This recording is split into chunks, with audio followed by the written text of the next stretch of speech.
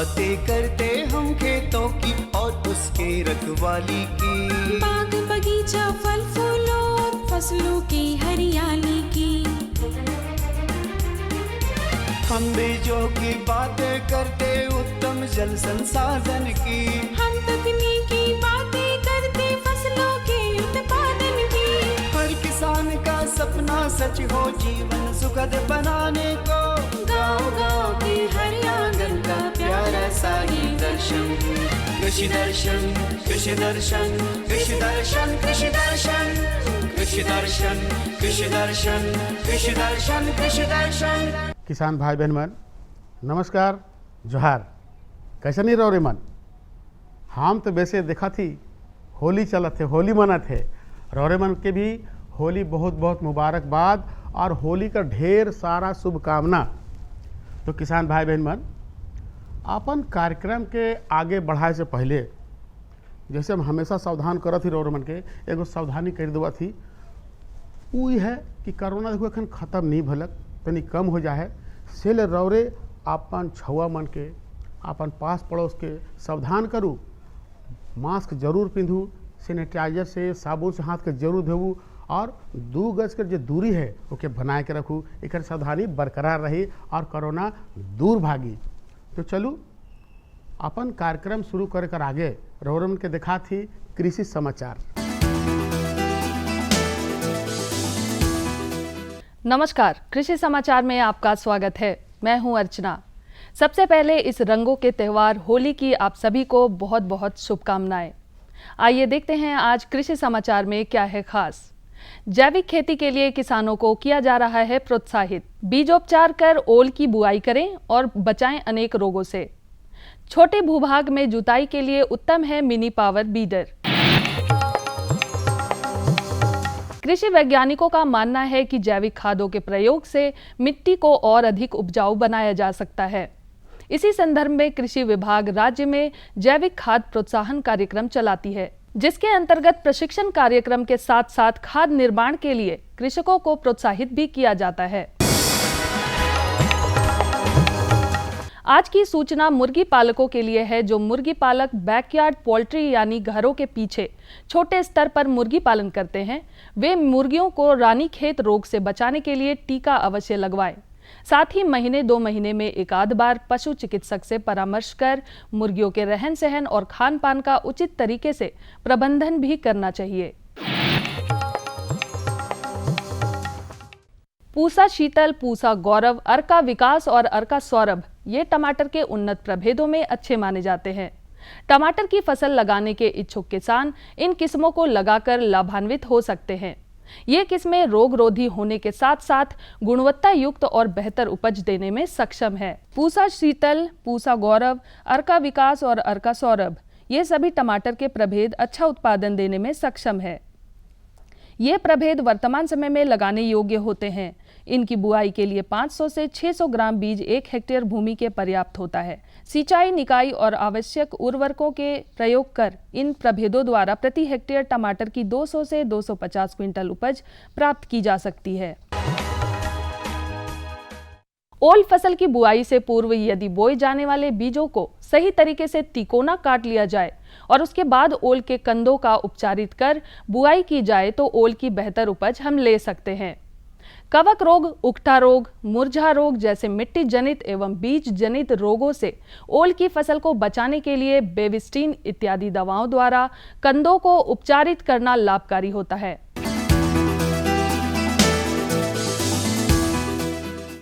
छोटे खेत, बागीचों या कम भूभाग में जुताई करना हो तो इसके लिए बहुत ही उपयोगी कृषि उपकरण है मिनी पावर बीडर। मोटर चालित यह मिनी पावर बीडर बहुत ही कम समय में खेत को बुआई के लिए तैयार कर देता है। इस उपकरण को मिनी पावर बीडर कहते हैं। ट्रॉलीनुमा दिखने वाला यह उपकरण छोटे खेतों एवं बागीचों में जुताई करने के काम आता है। किसान इस उपकरण की सहायता से खेत की जुताई कार्य को आसानी से कम समय में खत्म कर सकते हैं। और अब एक नजर राज्य के कुछ प्रमुख शहरों के मौसम के मिजाज पर। आज राज्य के कुछ प्रमुख शहरों के तापमान इस प्रकार दर्ज किए गए। रांची अधिकतम 34 डिग्री सेल्सियस, न्यूनतम 20 डिग्री सेल्सियस। देवघर अधिकतम 37 डिग्री सेल्सियस, न्यूनतम 19 डिग्री सेल्सियस। जमशेदपुर अधिकतम 37 डिग्री सेल्सियस, न्यूनतम 22 डिग्री सेल्सियस। मेदिनीनगर अधिकतम 35 डिग्री सेल्सियस, न्यूनतम 20 डिग्री सेल्सियस। धनबाद अधिकतम 37 डिग्री सेल्सियस, न्यूनतम 19 डिग्री सेल्सियस। कृषि समाचार में आज इतना ही। कोरोना संक्रमण से फिर से ना लौटे, इसलिए किसान भाइयों से निवेदन है कि कोरोना गाइडलाइन का सख्ती से पालन करें, मास्क लगाएं, भीड़ भाड़ से बचें, संक्रमण से बचते हुए कृषि कार्य करें। अगले अंक में फिर मुलाकात होगी कुछ ताज़ा तरीन खबरों के साथ। तब तक के लिए दीजिए इजाजत। नमस्कार, जोहार। किसान भाई बहन मन, कृषि समाचार में रौरे मन तकनीक कर बारे में, उपकरण कर बारे में, मौसम कर हाल कर बारे में, मंडी भाव कर बारे में और कृषि संबंधी नवा जानकारी मिलक। एखन बेरा हो जाए छोटा सा विराम के। हम विराम के बाद घूर के आवा थी और रौरे मन की जानकारी देवा थी।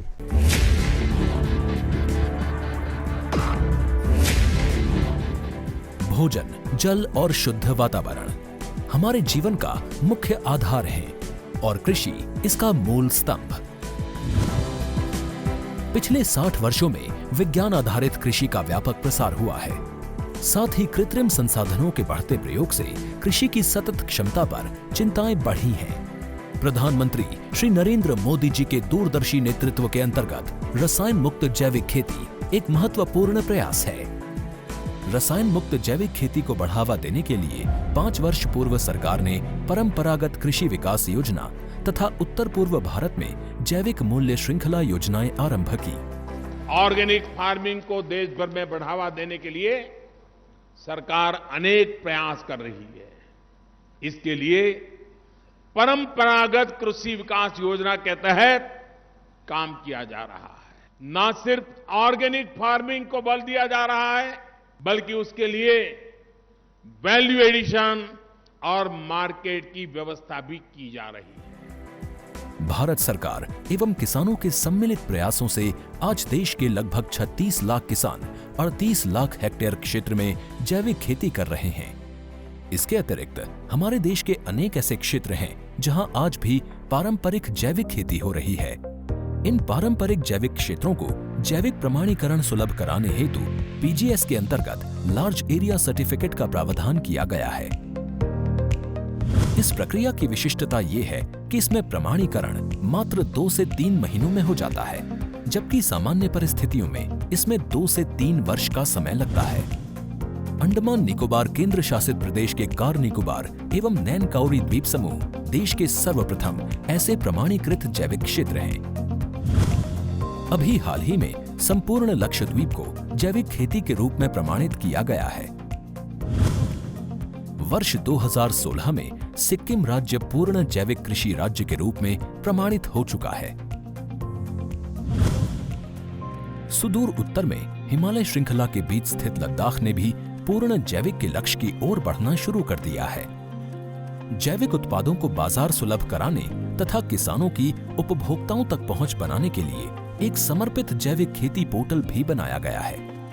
जैविक खेती पोर्टल के जानकारी मंच और विपणन मंच के माध्यम से किसानों को उच्च गुणवत्ता उत्पादन तथा बाजार उपलब्ध कराया जा रहा है। आशा है देश के सभी राज्य अपने जैविक क्षेत्रों का विस्तार करेंगे और देश में जैविक कृषि क्रांति को मजबूत करने में योगदान देंगे। जैविक उत्पादों की देश और विदेशों में बढ़ती मांग तथा जैविक उत्पादों का बढ़ता बाजार, किसानों की उपभोक्ताओं तक पहुंच तथा जैविक एफपीओ द्वारा जैविक कृषि व्यापार में भागीदारी हमारे किसानों को अपनी आय बढ़ाने का अवसर दे रहा है।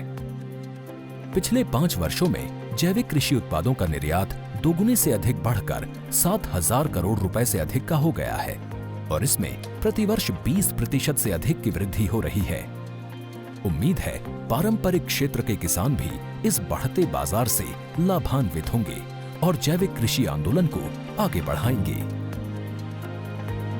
किसानों की मुस्कान समृद्ध हिंदुस्तान की है पहचान।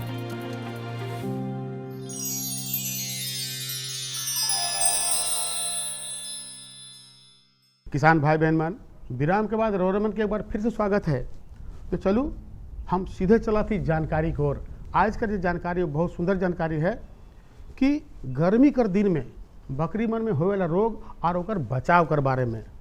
तो बहुत किसान भाई बहन मन बकरी पालेना और उमन के जानकारी लेना बहुत ज़रूरी है कि गर्मी तो आवत है और आ गलक, तो बकरी मन के बीमारी से बचाव कैसे करब, ओकर रख रखाव कैसे करब, तो इकर जानकारी ले हमरे चलू सीधे पिक्चर कर माध्यम से इकर जानकारी लेवत ही। बकरी पालन एक तेजी से विकसित होने वाला व्यवसाय है जो कि कम लागत और सामान्य देखरेख में शुरू किया जा सकता है। बकरी को गरीब की गाय भी कहा जाता है। बकरियों में इस मौसम में कई प्रकार की बीमारियां लगती हैं, जिस वजह से उनके स्वास्थ्य और उत्पादन में कुप्रभाव होता है। सही समय पर उपचार नहीं हो पाने से उसकी मौत भी हो सकती है। लिहाजा ये ज़रूरी है कि उसकी उचित देखभाल की जाए। हम गर्मियों की बात करते हैं तो निश्चित तौर पे यहाँ के जो किसान अपनी आमदनी को बढ़ाने के लिए बकरी पालन का कार्य करते हैं। तो गर्मी के मौसम में बकरियों में कौन कौन से रोग होते हैं? बहुत अच्छा आपने समसामयिक विषय पर आपने सवाल पूछा है। तो सबसे पहले मैं ये बताना चाहूँगा कि अन्य पशुओं की तुलना में बकरियों में कम रोग होता है। बकरियों में रोग प्रतिरोधक की क्षमता काफ़ी ज़्यादा होती है, लेकिन ये बदलते मौसम में, जैसे जब ठंड से हम लोग बरसात से गर्मी की ओर जाते हैं, गर्मी से ठंड की ओर जाते हैं, तो बदलते मौसम में बकरियां भी प्रभावित होती है और उसमें बहुत सारी बीमारियां होने का खतरा बना रहता है। तो सबसे पहले मैं बताना चाहूँगी कि कुछ मैनेजमेंट अगर करेंगे, कुछ रख रखाव पे अगर आप ध्यान देंगे तो बहुत सारी बीमारियों से बचा जा सकता है। सबसे पहले अगर आप बकरी पालन जो है अगर 50 बकरी से ऊपर रखते हैं तो ज़रूर शेड बनाए होंगे। तो शेड का हाइट जो है, उसका जो बाहरी दीवार है उसका हाइट जो है 6 फीट रखे और बीच वाली दीवार का हाइट 10 फीट रखे। और अगर गर्मी ज़्यादा बढ़े तो उसके ऊपर जो है शेड के ऊपर बेल लगा दे, मतलब कहने का मतलब लत्तेदार, अगर आप उसके ऊपर वृक्ष लगाते हैं और लत्तेदार जो है लत वाली जो है फूल पौधे लगाते हैं तो उससे क्या कहते हैं गर्मी का प्रकोप जो है आपके फार्म पे कम रहेगा। इसके अलावा आप उसको स्वच्छ पानी दें, पानी जो है समय समय पर बदलते रहे जिससे उसका ठंडा पानी मिले। इसके अलावा अगर हम कुछ खान पान पे अगर हम ध्यान दें, खास करके हम अगर संतुलित आहार का उपयोग करें, संतुलित आहार में अगर 50% मक्का मतलब कार्बोहाइड्रेट के लिए हमें 50% मक्का लेना चाहिए। मक्का के अलावा हम जौ भी ले सकते हैं और गेहूं भी ले सकते हैं। तो 50% हम इसकी मात्रा रखेंगे। इसके अलावा 20% तक खली रखेंगे। खली में आप सरसों की खली ले सकते हैं, बिनोला की खली ले सकते हैं। इसके अलावा 20% जो हुआ उसमें आप जो है चुन्नी भूसी रख सकते हैं। इस तरह 90% हो गया। और आप 7% जो है दलहन, जैसे दाल जो हुआ, जैसे चने का दाल, आपका चने का दाल, मूंग का दाल, इसका रखें और 2% मिनरल मिक्सचर रखें। इस तरह आपका 99 हो गया। और गर्मियों में खासकर आधा केजी जो है साल्ट और आधा केजी मतलब 0.5% साल्ट और 0.5% आप जो है मीठा सोडा का प्रयोग करेंगे तो इससे जो है गर्मियों के प्रभाव से बचा जा सकता। जहाँ तक बकरियों में होने वाले रोग और उनकी रोकथाम की बात है तो पीपीआर एक बेहद ही खतरनाक रोग है। ये वास्तव में विषाणु जनित रोग है, किसी भी आयु की बकरियों में हो सकता है। इसका संक्रमण बकरियों में दूषित हवा, पानी और भोजन से होता है। इस रोग के संपर्क में आने वाली दूसरी बकरियों में भी तेजी से ये रोग फैल जाता है। इसमें बकरियों में बुखार, नाक और आंख से पानी आना, पहले दस्त, फिर मुंह के अंदर छाले का पड़ना प्रमुख लक्षण है। डायरिया, इसका प्रकोप काफ़ी ज़्यादा हो जाता है। इस डायरिया के बहुत सारे कारण हैं। मुख्य रूप से प्रोटोजोआ होता है, बैक्टीरिया होता है और क्या कहते हैं हमारा जो है पैरासाइट होता है। तो इससे बचाव के लिए हमें जो है खास कर के हमें जो है समय समय पर जो है इसके गोबर का जांच कराना चाहिए। गोबर जांच के उपरांत हमें दवा का प्रयोग करना चाहिए। इसके अलावा जो है आंत्रशोथ, जिसको फरकिया जो है हम लोग आम भाषा में कहते हैं, इसका इंट्रोटॉक्सिमिया नाम होता है अंग्रेजी में। तो इसका प्रकोप भी बहुत ज़्यादा होता है। इंट्रोटॉक्सिमिया के होने पर जो है बकरियां जो है एकाएक ये जो होता है भोजन में एकाएक परिवर्तन होने के कारण इस तरह का समस्या आता है। इससे बचाव हेतु इंटेरोटॉक्सीमिया का टीका लगता है। इंटेरोटॉक्सीमिया का टीका हमें जो है 3 माह से उम्र के ऊपर के जितने बकरियां हैं उसमें इंटेरोटॉक्सीमिया का टीका लगाना चाहिए। उसके उत्पाद बूस्टर डोज जो है साल में 1 बार इसका लगाना चाहिए और प्रत्येक साल अगर इसका टीका लगाएंगे तो इंटेरोटॉक्सीमिया जो मुख्यतः गर्मियों में होता है उससे बचाव हो सकता है। इसके अलावा खुरपका और मुंहपका रोग भी होता है जो कि विषाणु जनित है। ये भी बकरियों में पाया जाता है और ये सभी आयु के पशुओं में भी देखने को मिलते हैं। इसमें मुंह, थन, खुरों के बीच और निचली सतह पर छाले आते हैं, लंगड़ापन आता है, लार का टपकना इसमें लक्षण है, गर्भ का गिर जाना, दुधारू पशुओं में दुग्ध उत्पादन में गिरावट भी देखी जाती है। जहां तक उपचार की बात है तो रोग ग्रसित पशुओं के उपचार के लिए सर्वप्रथम रोगी पशु को स्वस्थ पशुओं से अलग कर दें। खुरों और मुंह के छाले एंटीसेप्टिक लोशन जैसे पोटाश, फिटकिरी, बोरिक एसिड और नमक को पानी में डालकर धोने चाहिए। इसके अलावा गर्मियों में खुरपका मुंहपका रोग का भी प्रकोप बकरियों में बहुत ज़्यादा हो जाता है। इससे बचाव के लिए जैसा आप देखते हैं कि ये जो है इसमें मुंह में छाले पड़ जाते हैं, पाँव में छाले पड़ जाते हैं, बकरियों को तेज़ बुखार होता है और बकरियां का जो है वजन भी कम जाता है, दूध देने की उत्पादन क्षमता में भी काफ़ी कमी हो जाती है। तो इससे बचाव हेतु भी जो है क्योंकि यह विषाणु जनित रोग होता है तो इसका कोई उपचार होता नहीं। इससे बचाव के लिए हमें जो है रक्षा FMD का टीका जो है उसके चमड़े में लगाना चाहिए। इसके अलावा तीसरा जो बहुत ही भयावह रोग होता है बकरियों में उसका नाम है बकरी का प्लेग, जिसको अंग्रेजी में PPR कहते हैं, पेस्टिडेस्पेटाइटिस रूमिनेट्स।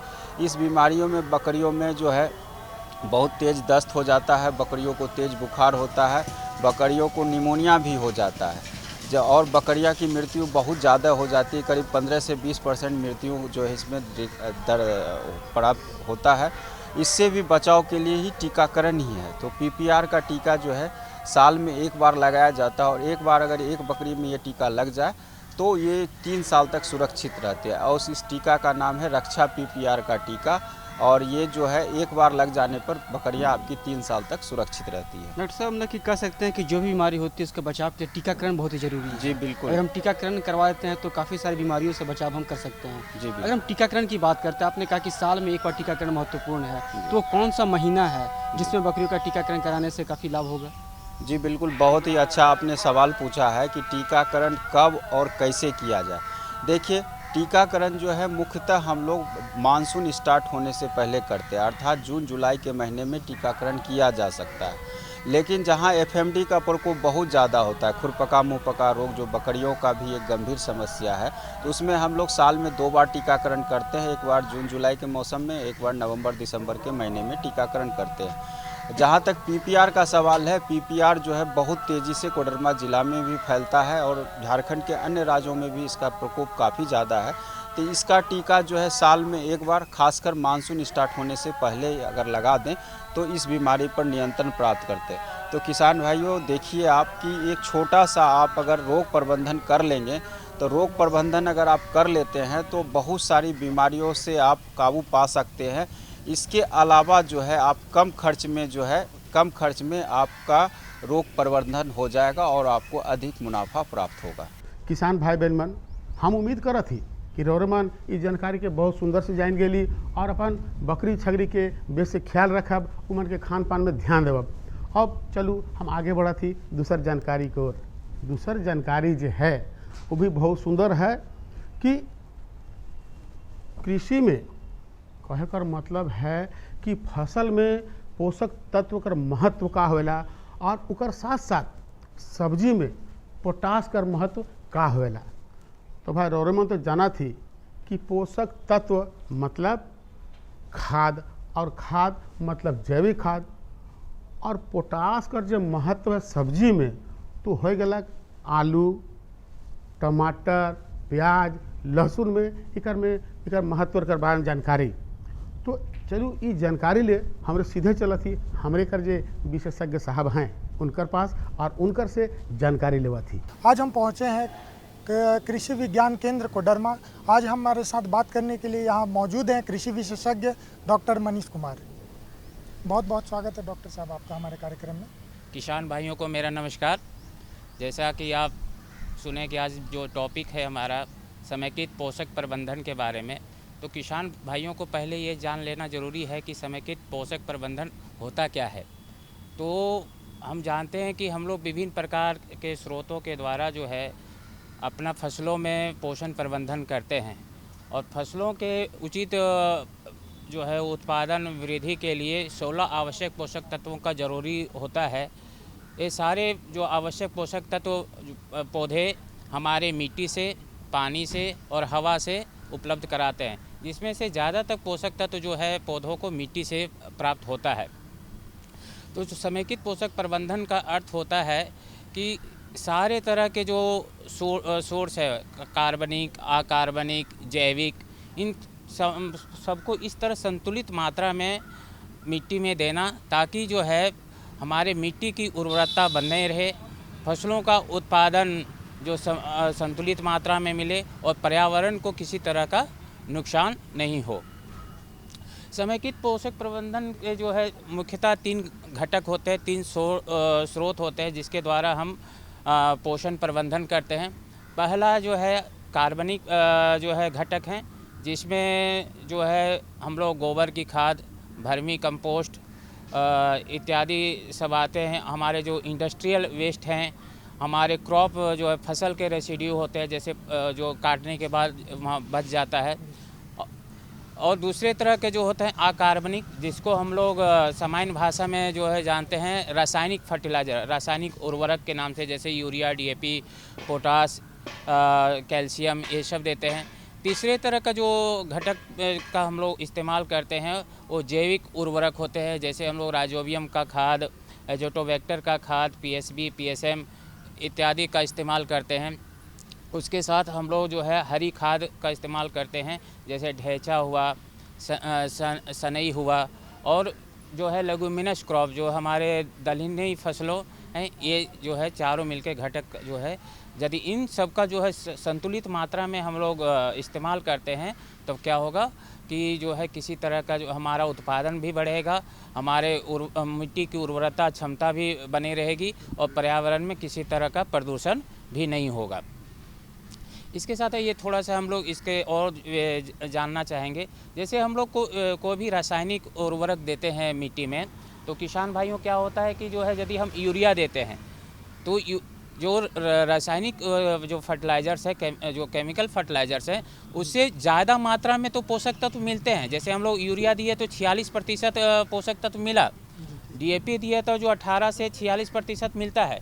लेकिन क्या होता है कि जो रासायनिक खादों से जो है हमारे पौधों के लिए जितने भी आवश्यक जो 16 आवश्यक पोषक तत्व हैं वो समुचित मात्रा में मिल नहीं पाते हैं। इसमें केवल किसी से 1, किसी से 2, किसी से 3 ही पोषक तत्व मिल पाता है। इसके साथ क्या होता है कि इनका जो वोलेटाइलाइजेशन हो जाता है, वाष्प बन के उड़ जाता है, जो है हमारे मिट्टी को भी प्रदूषित करता है और जो है पानी में घुल के जो है बह जाता है। तो इस तरह जो है हमें, और ये महंगे भी होते हैं, तो इसके तरह काफ़ी नुकसान होता है। और इसके साथ यदि हम जो है कार्बनिक जो है उर्वरक का प्रयोग करते हैं, तो जैसे गोबर की खाद हुआ, कंपोस्ट हुआ, वर्मी कंपोस्ट हुआ इत्यादि, तक ये सस्ते होते हैं और इनमें क्या होता है कि जितने हमारे पौधों के लिए आवश्यक पोषक तत्व हैं वो सारे उपलब्ध होते हैं, 16 के 16 इसमें उपलब्ध होते हैं। और साथ ही साथ क्या करता है, ये मृदा का जो है भौतिक, रासायनिक और जैविक तीनों गुणों में जो है वृद्धि करता है, जिससे उनका जो है मिट्टी में जो है जल धारण क्षमता भी बढ़ता है, वायु संचरण का भी क्षमता बढ़ता है। साथ ही साथ मिट्टी जो है हमारे जड़ों का जो है वृद्धि भी तेज़ी से होता है। तो किसान भाई बहन मन आज का जो दुयो जानकारी में लेकाली रौर मन ले वो कैसन लागलक, बेस है नहीं। तो देखो कहे कर मतलब ऐसा रहेला कि हम तो रौरे जानकारी देवे करीला, मगर रौर ठिन जो कोई जानकारी रहेला तो ओकर ले रौरे पता के लिखू। पता है कार्यक्रम कृषि दर्शन द्वारा केंद्र निदेशक, दूरदर्शन केंद्र, रातू रोड, रांची, और पिन कोड संख्या है 834001। तो रौरे मन से इजाज़त लेवे कर आगे एगो बात बताए देवा थी, जानकारी देवे थी कि किसान भाई बहन मन बहुत शिकायत करे ना, बहुत कहे ना कि देखो रौर के जे ई कार्यक्रम रहे फलना दिन कर छूट गलक, फिकर में रौरे के परेशानी कर बात न खे। रौरे मन अपन मोबाइल के यूट्यूब में, फेसबुक में, ट्विटर में जाके देख सकीला और जानकारी के पाए सकीला। तो आज रौरे मन इजाजत दो मकील यह दिना और यह बेरा नवा जानकारी के साथ और उपस्थित हुआ, तब तक इजाजत दो। नमस्कार, जोहार। हम बीजों की बातें करते उत्तम जल संसाधन की, हम तकनीकी बातें करते फसलों के उत्पादन की। हर किसान का सपना सच हो जीवन सुखद बनाने को, गाँव-गाँव के हर आंगन का प्यारा सा ही दर्शन। कृषि दर्शन, कृषि दर्शन, कृषि दर्शन, कृषि दर्शन, कृषि दर्शन, कृषि दर्शन, कृषि दर्शन, कृषि दर्शन।